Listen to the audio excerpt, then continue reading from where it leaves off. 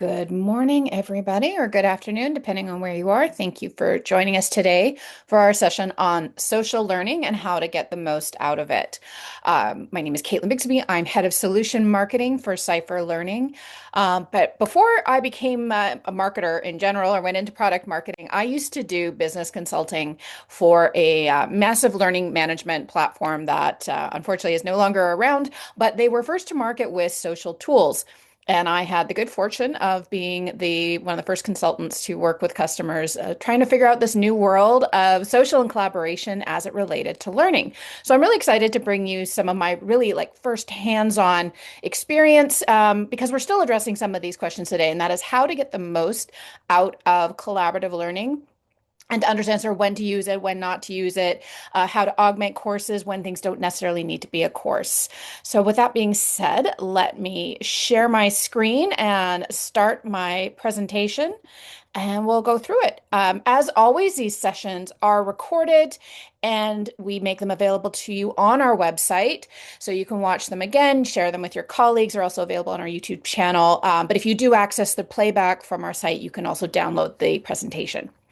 All right, with that being said, I will watch the chat. I'll watch the Q&A to get your questions.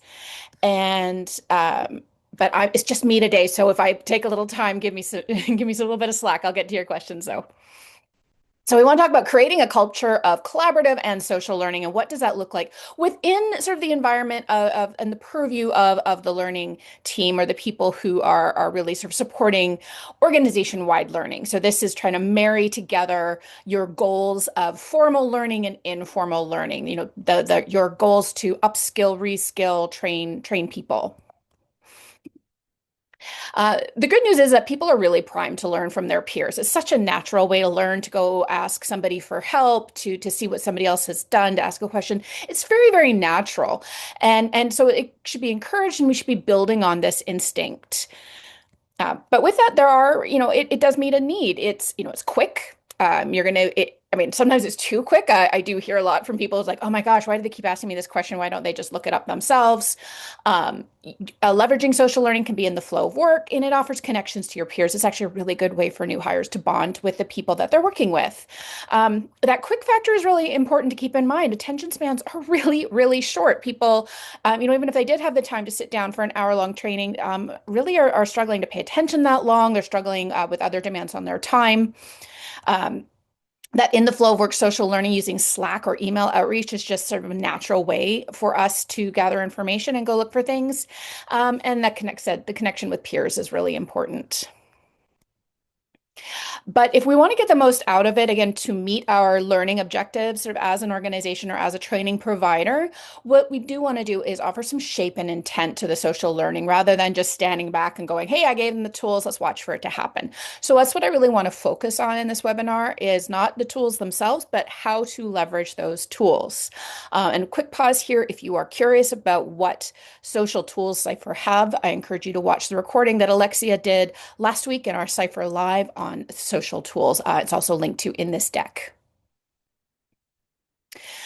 So social learning in the absence of organizational intent. It looks like this. It looks like just a casual question to a peer or a colleague. It looks like observing and copying behavior. It looks like, digging through and trying to find an answer somewhere, maybe in an old chat or old emails. It means, searching through Google Drive for something that looks kind of relevant to what you're working on. It looks like finding a mentor, that person who's tasked with showing you what to do or who, is senior on the team. And it looks like maybe, Googling or going to Reddit or Quora or, some other thing. It looks like that. It's sort of wherever, whatever that person feels like they can access for an answer in the moment that they need it. And none of these things are wrong per se, but you'll see that there's no shape to it. There's no guidance around it. And there actually are some risks to it. And I said, I don't want to imply that any of these things are bad on wholesale, but there are risks. Biggest one being that there's wrong information. How do you know that peer that they're asking is actually has the right information, or that mentor that they're reaching to actually hasn't really developed some very bad habits that we don't want passed on? You don't know that. You don't know what they're getting. There's no vetting of the information that is being shared with this person. And sometimes it's really actually hard to get at that answer. Maybe nobody knows, and that just feels frustrating for the person who's looking at, and they still don't have their answers. They're still cobbling together, and feeling frustrated in doing your job is not a great recipe for performance. It's inconsistent. You could have two new hires starting on the exact same day, exact same job, who have a very, very different opportunities to develop depending on who they're working with, who they know, who they feel comfortable asking, their own personalities. People will default to ask in certain ways. Some people won't feel comfortable going to a peer, so they'll resort to some other method, which could be better or worse. And there's absolutely no oversight. So this means that bad information, can spread. And there's no way to rein it back in again. No way to say this is your source of truth. But simply adding the resources and the tools and going, okay, we have forums in our LMS now. Okay, we have a Google Drive. That's actually not enough really to create those boundaries and those controls and that kind of direction and intent. So if you just sort of throw open the doors to tools, sometimes this just looks like, well, I'm going to add forums to my course, isn't that great? Or I'm going to upload all these files, isn't, people can find them here. This is going to develop itself. People know what to do. There's no oversight or ownership. It's just anybody can do anything. There's no sense of review.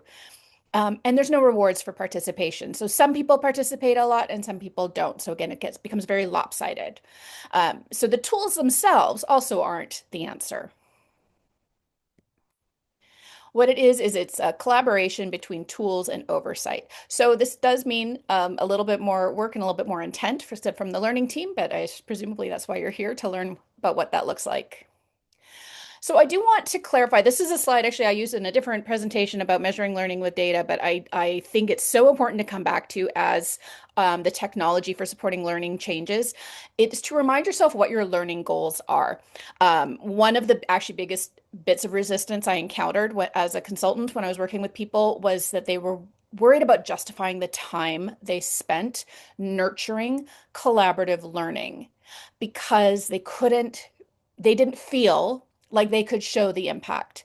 So I want to remind everybody here, when your job is to educate people, that is your goal, to educate them. Your goal is a change of behavior. Your goal, maybe a very specific behavior. Maybe your goal is reduced support tickets. Maybe it's improved confidence on the job, satisfaction, um, knowledge retention, any of these things. So take a step back when you start to think about your social learning strategy in the bigger, broader picture of your learning strategy in general, and identify your goals and think about how you're going to measure them.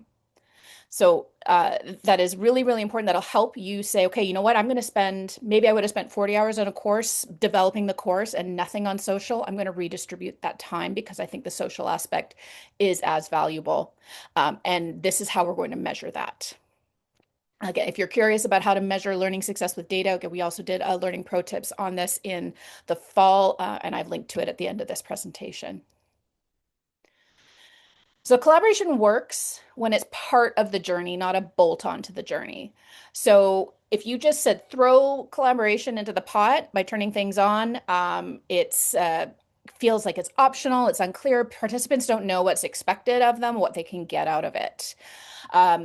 There's often no incentive to participate. It's just sort of like, oh, gosh, I'll just rip off this little bit. I've been told I have to do 3 social posts as part of my participation. I'll just, rip it off and go, but I'm not actually going to take that opportunity to dive in and learn a little bit more. And sometimes it can be very isolating when there's no incentive for other people to participate. Then it feels like one person sometimes is shouting into the void, and that's not rewarding either.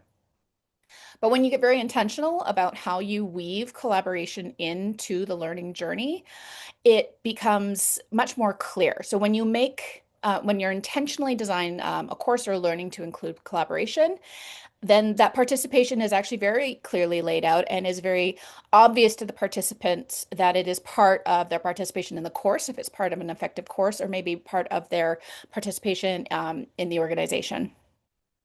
If you're going to do a reflection activity, which is where social is often used, those activities are structured with clear expectations and clear objectives for the learners so that they actually are reflecting. They are being encouraged to reflect, and they are being encouraged to consume other people's thoughts. And those worker activities are shared. So there's that collaboration part where people can see what other people are saying and encouraged to comment on it. So I want to talk about 5 strategic principles for collaborative learning. And some of these might feel a little bit challenging, and some of them might not. I wanted to design for community before content. And this is built on this principle that a course is sort of a moment in time. The consumption of course material is a moment in time. So the idea is that the learner signs up, they take the course, however long it is, half an hour, hour, a week, and then they're done and they move on, hopefully applying all that work. And they move on. The idea with the community persisting longer than the course or longer than the person's time in the course is that the community exists to reinforce the learning principles, to serve as a base to go back for, refreshers, for insight, for inspiration. But it exists as a constant place to make it easy for the person to continue to apply what they have learned. Because as we all know, learning is never one and done. It does take a while to really fully integrate new skills into our day-to-day work. And communities are one of the best ways you have to reinforce the learning from the course. So it's not to say the course doesn't matter, it's that the community is the reinforcing element. So that means the communities that persist longer than the individual course or instance of that course, that knowledge and questions and context can accumulate over time. So a learner could actually be learning something from somebody who came before them or somebody who came after them. And that there's continuity to that it's, that they aren't expected to have remembered everything they took that week, that they can continue to reference back, that it is an ongoing process. And this actually has a lot of benefits, not just for the learner, but also for the administrators.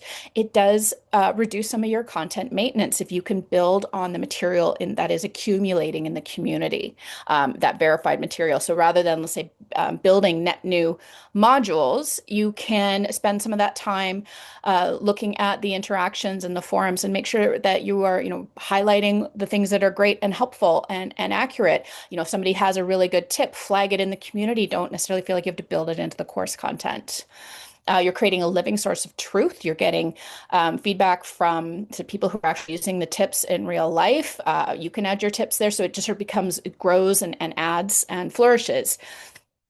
And it encourages learners to return to the source for more knowledge. So rather than, again, going, saying to their buddy next door, like, do you remember how to do this from this class? Do you know how to do this? And then which opens the door crack for some bad habits to creep in. It's instead encouraging them to go back to the source. And the source also is the community. It's also the learning management system as a whole. And, the more you get people to return to your learning management system, the more also you encourage learning in other areas. So it's great behavior to encourage across the board, not just for one course. Make learning a shared journey. So this idea is that, well, it's what it sounds like, that people aren't doing it alone. There's something they're learning with other people, something that they can share with others and, talk through things, get ideas, think about, really reflect a little better. You can reflect on your own, yes, but sometimes it's nice to have a little bit of challenge. So that means sometimes also creating learning cohorts. That is great for those sort of big, more intense courses. There's a reason why we often do leadership cohorts, onboarding cohorts, etc. Allowing those people to go through that journey together and learn from one another, or learn where other people are struggling. It kind of just makes it a bit more human. That also gives you the opportunity to turn reflection into storytelling. So having people share what they're thinking, what their impacts are with each other using your collaborative tools. So it doesn't need to be in a classroom. A cohort can be a virtual cohort because the collaboration group brings them all together and gives them that opportunity to share with one another. And it turns, discussion into something sort of abstract into a little bit more of a connection. with one another. So they know that they aren't just hearing from some stranger across the way, they're actually hearing from somebody who's going through the same thing as them, which gives it a little bit more credibility and a little bit more likelihood to really reflect on what's going on. This is going to lead to higher engagement in the learning material, the formal learning material, as well as the informal learning material. And it does have a greater impact on learning retention, and sort of that ability to start applying things at work. You know, when you feel like you're not alone in this, you're not the only one fumbling your way through, it can feel a bit more comfortable to actually start trying new things and new skills. And it does build stronger identity and belonging, sort of we're in it together kind of feel. Yeah, next step is to take collaboration into the flow of learning. Collaboration is a natural thing. People are very inclined to do it. But what they don't want to do is go over here for this and over here for that. They don't want to be in multiple places. So keeping your courses and your collaboration together is makes it a lot easier for people. So make it really easy to navigate between the two, make it really clear where they're supposed to go for collaboration and their learning. So that means if you want collaboration as part of the course, you build the group as part of the course, so it's easy to find. Also, make it aligned to the learning activity so it doesn't feel jarring or out of left field. So that's sort of mentally keeping it in the flow. And make it easy to see what your peers are doing as well. So everything sort of is obvious, it's in front of them, and it doesn't feel like they kind of really have to turn their attention from one thing to another in order to stay focused on what's happening. That makes learning more supportive. It reduces the friction, makes it more of a learned skill, makes it feel more natural. So it's a really good way to introduce collaboration in one course. You do it that well, it makes it easier to branch out.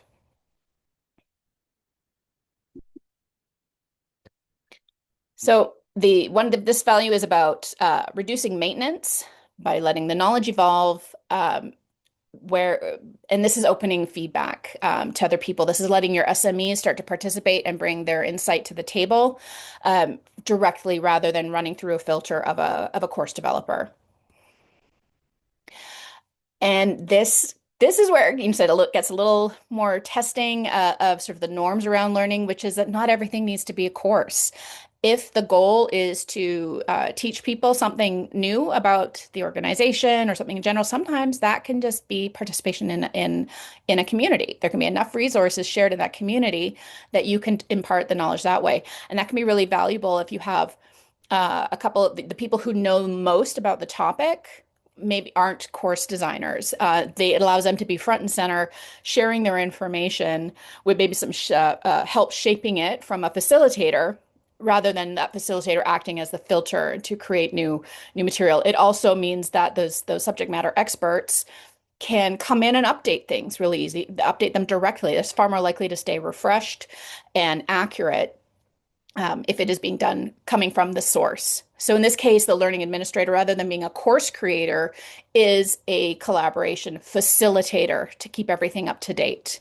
So that means some knowledge is just shared, and that the evolution comes from maybe updated, frequently asked questions. It comes from discussions and questions being asked by the people who want to know more, or announcements from the people who have the information to share that people can then respond to. And so that allows for that evolution over time. So it's a much lower administrative burden. It's not, it said it doesn't eliminate it, because it does. I am suggesting that learning administrators become facilitators, so there's still work, but it is less onerous, and a little bit able to do it sort of in bite-sized pieces, because you're not responding to a big rollout of a new course. You're responding to little things here and there to give them shape. It means that information gets updated a whole lot faster, and it's a little bit more accurate, because it is a lot more accurate actually, because it's coming from the source and it's coming from people who have experience in that topic. Back to measuring what matters. You are recognizing the meaningful behavior, and that is not always a course completion. So take your focus off course completion as the end game. It's not, it's part of the story sometimes, but it is not the whole thing.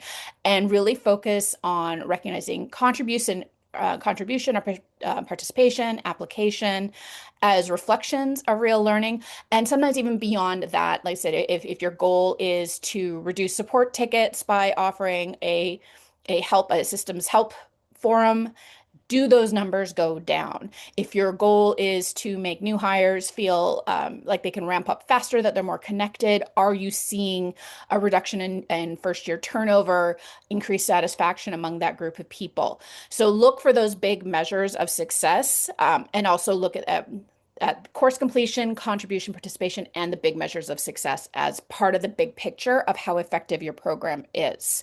Um, but it also means, recognize when people are participating. You do need to foster it and nurture it. But that also gives you a way of measuring down the line. If you are automatically recognizing and rewarding participation, that will help you measure that further down. So reinforce the behaviors you care about and measure the behaviors you care about. Surface the peer expertise. One thing that does happen often when you have a social site that is functioning really well is you do start to discover who knows things.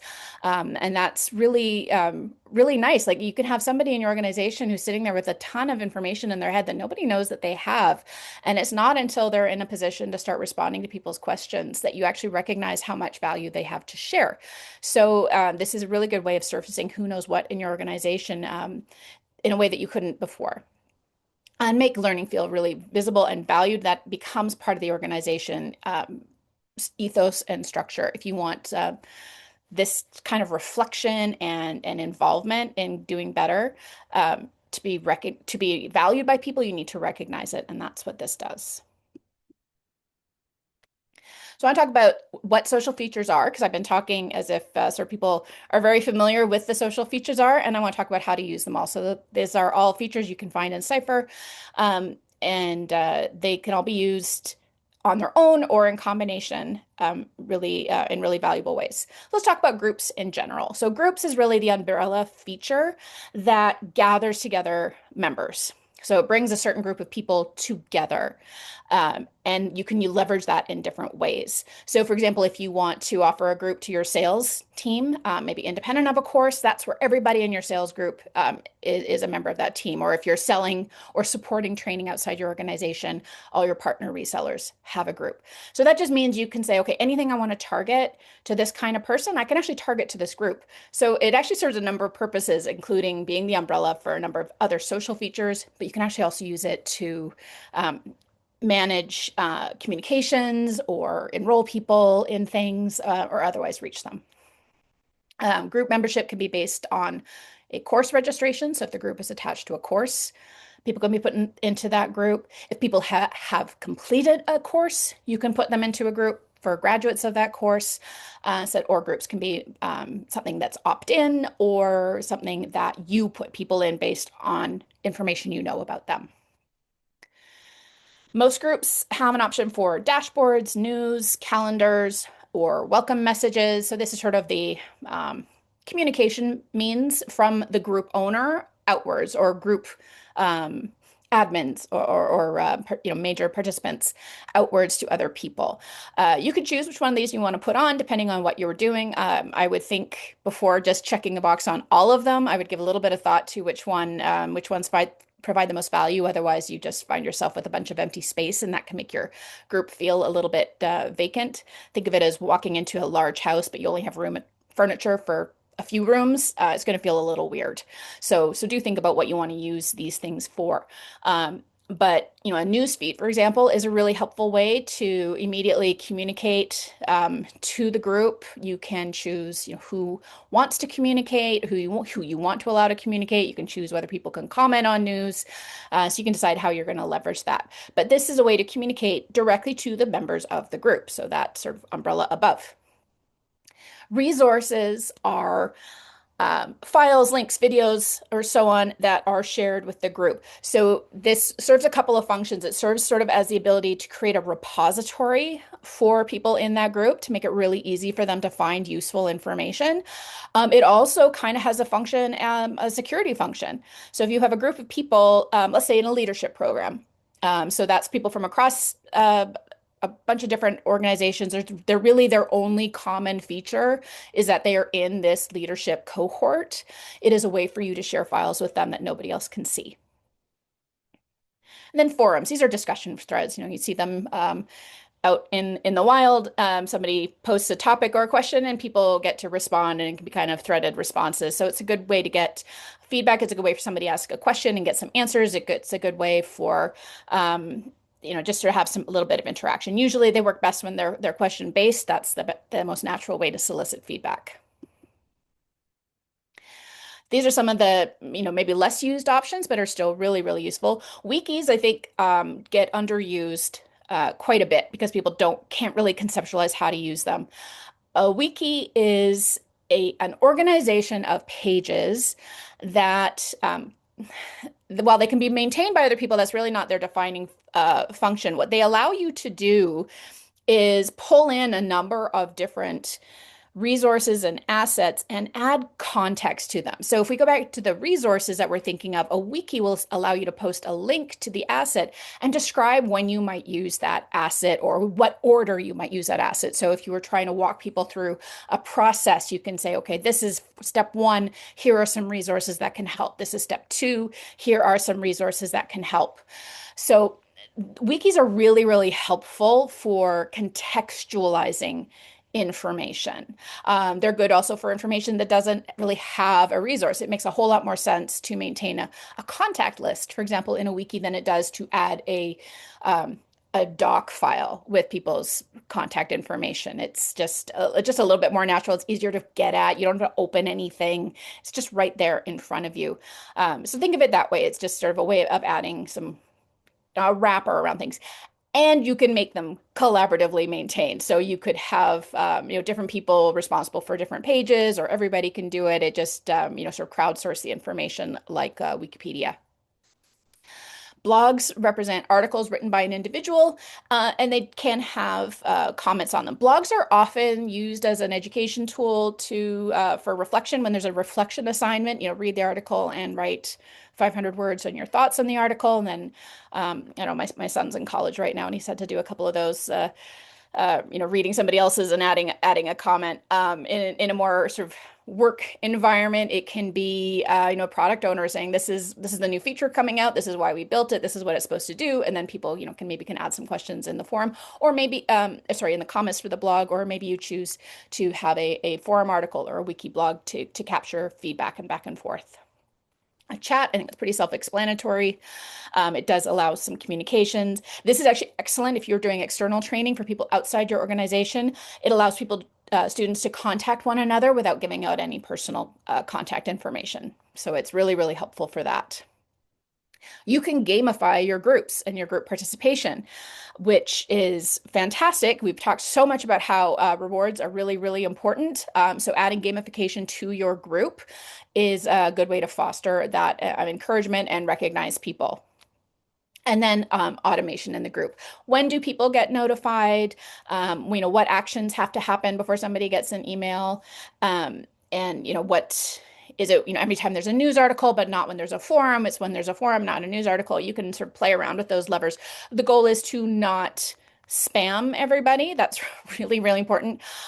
Way back in the day when we first turned our system on internally, they had every notification turned on. And what that meant was that everybody just sent those emails to spam. So when it came time to when we got a handle on them and wanted to use them intentionally, nobody was getting the emails. So you really always err on the side of fewer notifications than more, particularly when it comes to social, because they can add up. So really be thoughtful about it, but they can be very useful. All right, so I want to give you a couple of examples of how you can mix and match these features. Like I said, don't feel the need to use all the features just because they are there. Think about what you want to accomplish and how you want to use them. I think resources is almost always a given. There's always almost always a good reason to have resources in your groups because it just makes it so easy for people to find what they're looking for. Wikis said also, I think, have a really great use, but they're useful when you're prepared to update them and keep them current. So again, think about what your level of intent and ability is. But let's look at how these things can sort of be combined for maximum impact. So the purpose of this group is to be a reference hub. It's not necessarily tied to a course, although maybe it's, said for course graduates, course alumni, or a certain kind of professional support group. Maybe you do professional certifications for a certain industry. You can maintain a group for people to come back to. This is an excellent way to keep people coming back and referring you for future business.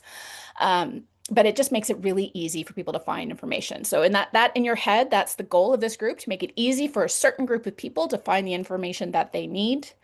The group owners are going to be either people who are responsible for that education program, or some subject matter experts, or both. You can kind of have tiers of group ownership and responsibility. And the membership, like I said, you could have everybody who graduated from this particular course gets added to it. Maybe they're added when they start the course. Maybe it's something get upon finishing the course. It's often automated, based on maybe certain criteria, or it can be opt-in. It's like, this is something that I have. If you're interested in it, join my group. And the features we're going to use here, we're going to have relevant resources. So this is where we're going to put things that we think people might find useful. They're either maybe resources from the course, so we're just making it easy for them to find again, or maybe it's new resources that we are adding because we think they would be helpful. We're going to create some wikis to make it easy for context, to make it really easy for people to sort through those resources, and make it really clear what's here, what they need to be paying attention to. And we're going to have forums, and those forums are going to be monitored by subject matter experts. The monitoring of forums, I think, particularly for a reference hub, is really, really important. You don't want to have people are going to stop asking questions if nobody answers them. So you do need to, I think, best practice is to designate somebody to watch the forums. And if they can't answer the question, try to find somebody who can. The shared learning journey. So this is an example might be a leadership program. And this is the group's purpose in this case is to connect the learners and encourage them to learn from one another and reflect on what they're taking away by hearing from what others are taking away. The owner is often going to be the course owner or the instructor, and the membership is going to be a course cohort. So people who actually go through a course like this as part of a shared learning journey might then graduate to a reference group like we just talked about. You're going to have interaction built into this group. So forums and chat to really encourage people to interact with each other. You're going to attach games to that to recognize people's participation because it is a part of the expectations for the course. And it's also part of, making them feel good, being involved, maybe, recognizing that this is matter, this is important. You might choose to use blogs to encourage people to share their individual insight and actually make that a part of the learning evaluation. So rather than doing a test, you're going to, or have them do, or even an essay that goes straight to the instructor, you're going to have them do a writing asset that is then shared with everybody. And the next level of evaluation is that everybody needs to reflect on a couple of other people's work. And so that we're really ensuring that people are hearing all kinds of different perspectives. One thing I haven't mentioned, I don't think I have it written down here, but I do really like this about social and collaborative learning features like this, is that they allow people to participate who might not do so in person. There are, for a number of reasons, people might not feel comfortable raising their hand and speaking up in a Zoom meeting or in a classroom setting. Maybe they're not comfortable in their language skills. Maybe they're shy. Maybe they just need a little while to digest their thoughts. Collaborative tools like this allow those people to share their thoughts and really participate in learning in a way that the ways we've often done it just don't. So that's really a nice thing to think about this, is it does encourage other people to get out there and get their thoughts out there. And different perspectives are always valuable. And then peer-to-peer learning. So this is to crowdsource knowledge. That is, get knowledge from a whole bunch of people to share from one another. So maybe a community of experts, maybe a community of beta testers, any place where the goal is to have, everybody has value to add to the group, information that their peers might want to know. So maybe it's new, best practices on a new product, or, bug testing, or just people learning from one another. Again, when I was a consultant, we very often would ask people like, I have this very specific requirement. How have people met this requirement before? How can I use the tools at my disposal to do this? So it's a really good way for people to learn from one another. So anybody can own the group. I do recommend it works better to have somebody with a little bit of authority. It might not be like they are the boss, but somebody, really well respected. It just allows them to sort of come at it from a place of gravitas, I guess, for lack of a better word. But you do need to have a group owner. These kind of groups can flounder if you don't have somebody, again, who's nurturing it. That is true for all the groups. There needs to be a little bit of nurturing in there. Nurturing is heavier in the upfront. It does taper off, but there's still valuable to have that there. And membership, it could be you could choose to join because it's something that's interests you. You could be really exclusive and just a handful of people, like a beta tester group. It depends. It entirely depends on the group of peers you're trying to bring together and the circumstances. But think about what that looks like. How valuable is this group if you just threw the doors wide open and let everybody join? Does that work for this particular topic, or would it derail it? So think about what you want to accomplish from the group before you set your membership rules. And this kind of group would probably, again, use wikis to organize accepted knowledge. That is to say, again, let's use the example of a beta tester of a new product. It's been hammered out for a little while, so maybe about 6 months in, somebody captures, these are the top tips we have learned so far. These are things that we know you should do. And because wikis can be sort of collaborative and crowdsourced, those can be edited as people learn maybe a little bit more nuance. But you wouldn't want to write, nobody's going to come in there and write a wiki right off the bat because this is about crowdsourcing that information. There's always going to be forums to provoke dialogue, whether it's people saying, hey, does anybody know how to do this? Or I have an opinion that way we've been doing it is wrong, and I think it should be done this way. What do you think? Those kind of things. This is like ideal for forums because that's what we want is chatter back and forth, learning from one another.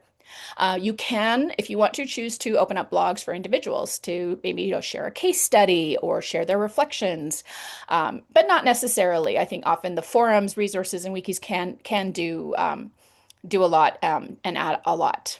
I don't have here, but you could also have resources. Maybe people like, I did a cheat sheet. I think everybody would find this really helpful.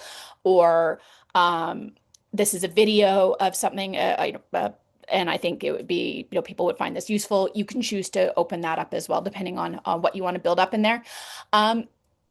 I would say sometimes in this one, the more transparent or the easy it is to review and kick the tires on the knowledge that is shared, the better, simply because this is open to everybody. So resources could be a good asset, but just know that it's a little harder to review those resources. You have to be a lot more intentional about taking a look at those resources and providing your feedback. So it is possible to introduce bad information that way. Whereas when things are on a wiki or in a forum, you're going to get a lot more eyes on it and a lot more people, a lot more likely to say, hey, actually, no. But it's a really good use for a group and a good reason to have one. So you might have noticed too that in what I was talking about here, only one of these examples was tied to a course specifically.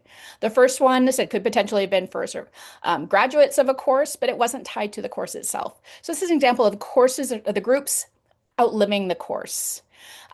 So to think of it more broadly when you look at the social tools in your system.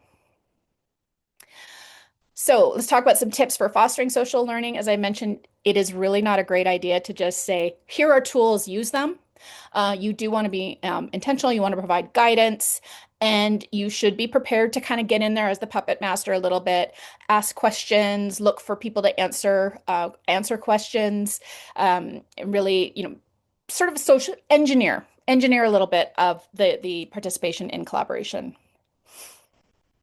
So think about, does my course need to have a group? Yes or no?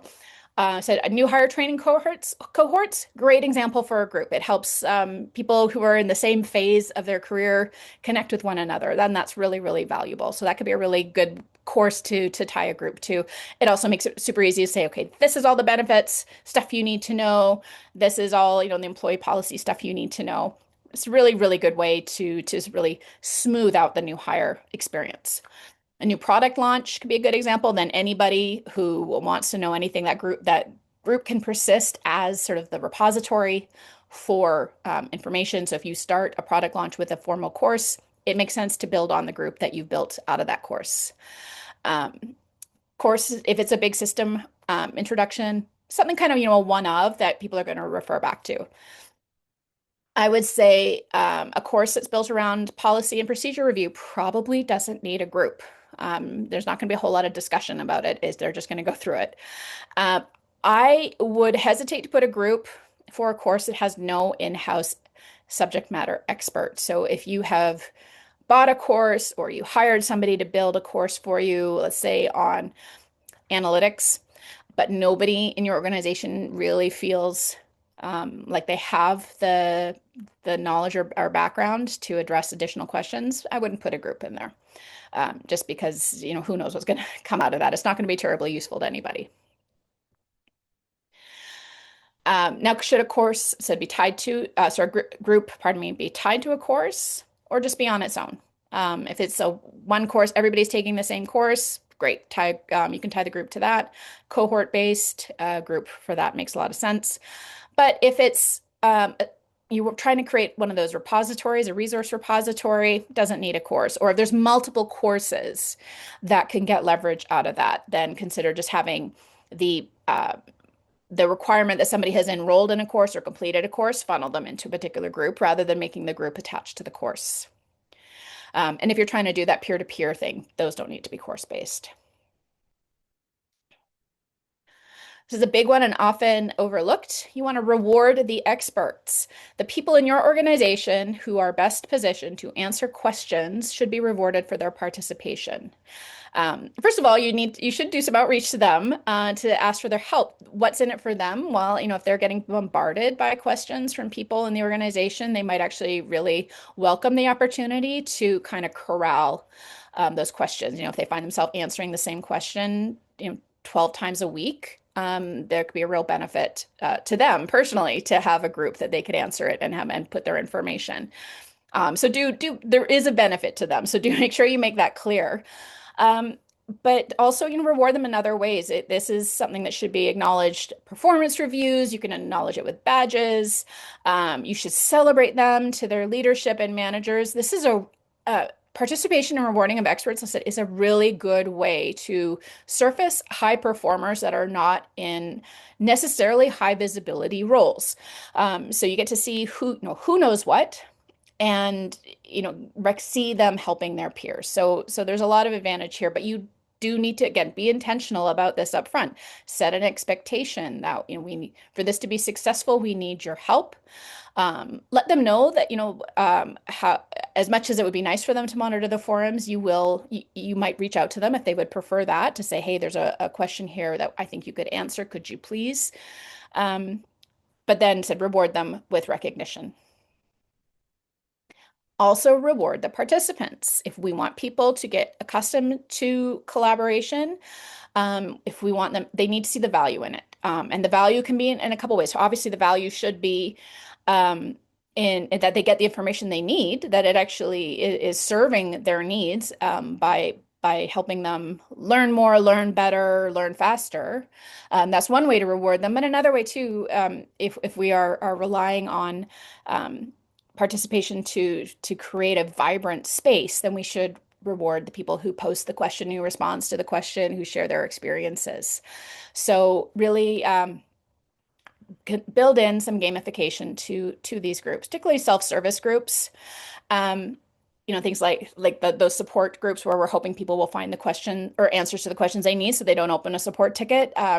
Encourage them to do that and reward them for doing that. Reward them for asking their question there where they're supposed to.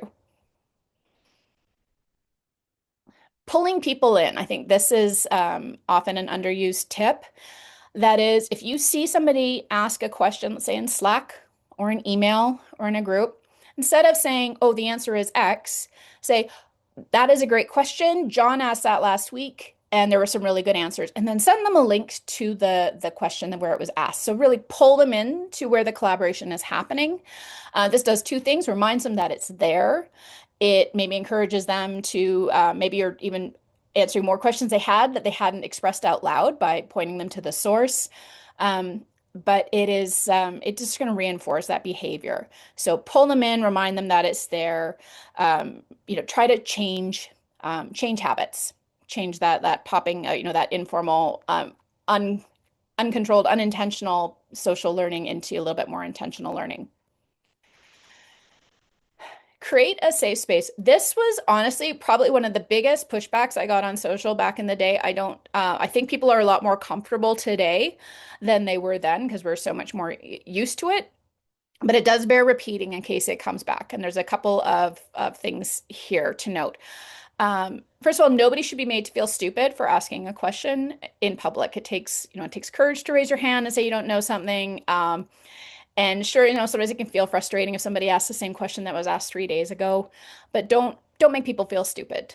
Make them, thank them for coming to the right place and connect them with what's there, with the information that's there. So you do want to make people feel good about participating and sticking their head up. But the other thing, people used to be really concerned about harassing behavior, inappropriate behavior. It's honestly, especially if people are logged into your system under their name, presumably for a professional purpose. Their reputation is on the line, and you can have the same expectations of them in this virtual space as you can have from them in real life. So be quick to respond to anything that's out of line. Remove things that are rude or make people feel bad. Take those out right away. Do not tolerate that. And don't be shy about following up with people outside of the system if they are behaving inappropriately in any manner. So just make sure that it is a positive, welcoming space. I said I think this concern has waned a little bit recently, but it's always there. Sometimes people still feel emboldened when they're not face to face with somebody. So it is worthwhile staying on it.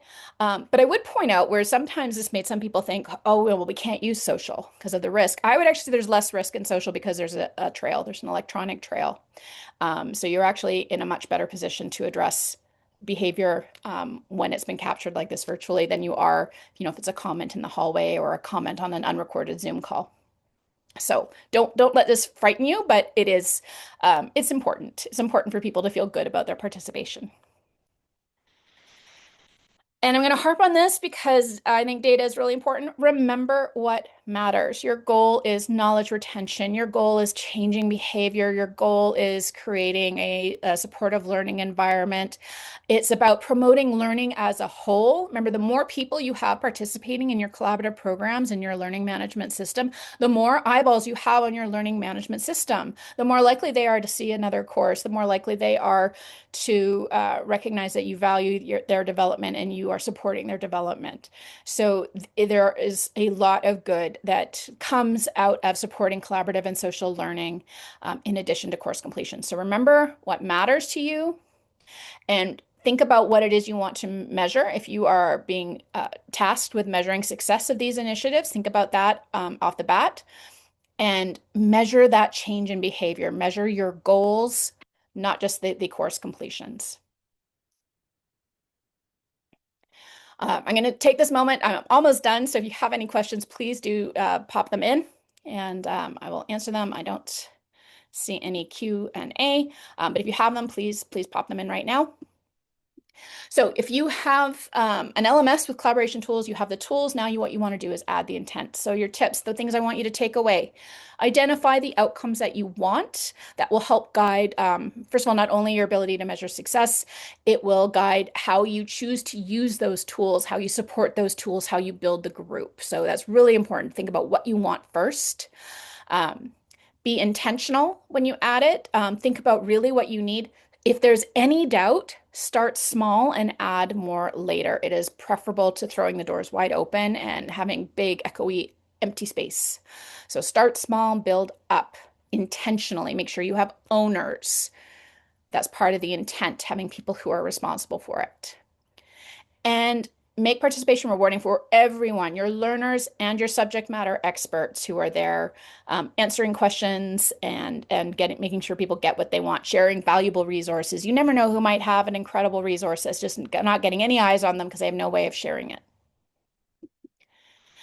So a couple of resources, I mentioned both of these. If you'd like to see how CYPHER has built social learning into its platform, you can watch Alexius Sanchez's demo, Power of Social Learning. That was a CYPHER Live we did last week. You can find that on the CYPHER Resources CYPHER Live page or CYPHER Learning YouTube channel under the CYPHER Live demos.